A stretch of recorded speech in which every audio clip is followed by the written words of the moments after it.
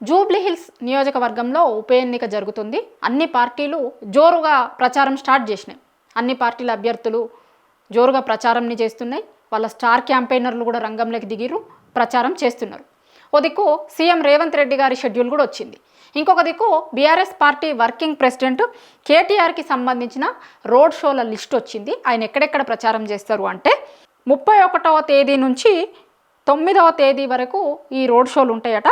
31 రోజు షేక్పేటల, నవంబర్ 1 రోజు రహమత్ నగర్ల, 2వ తారీఖు రోజు యూసఫ్ గూడాల, 3న బోరబండల, 4న సోమాజిగూడాల, 5వ తారీఖు రోజు వెంగళరావు నగర్ల, 6వ తారీఖు రోజు ఎర్రగడ్డ డివిజన్లో చేస్తారట. ఇట్లా వరుసగా రోడ్ షోలు పెట్టిరు. 8వ తారీఖు రోజు షేక్పేట్, యూసఫ్ గూడా ఇక్కడ చేస్తారు. 9వ తారీఖు రోజు షేక్పేట నుంచి బోరబండ వరకు బైక్ ర్యాలీ చేస్తారట. చేసి ఆడితోని ప్రచారం ముగుస్తుంది. ఎందుకంటే 9 తారీఖుతోని ఎన్నికల ప్రచారం ముగుస్తుంది. 10 రోజు హాలిడే ఉంటుంది. 11 రోజు ఎన్నిక జరుగుతుంది. నవంబర్ 11 రోజు జూబ్లీహిల్స్ ఉప ఎన్నిక ఉంది. 9వ తేదీ వరకు అన్ని పార్టీలు ప్రచారం చేసుకోవచ్చు.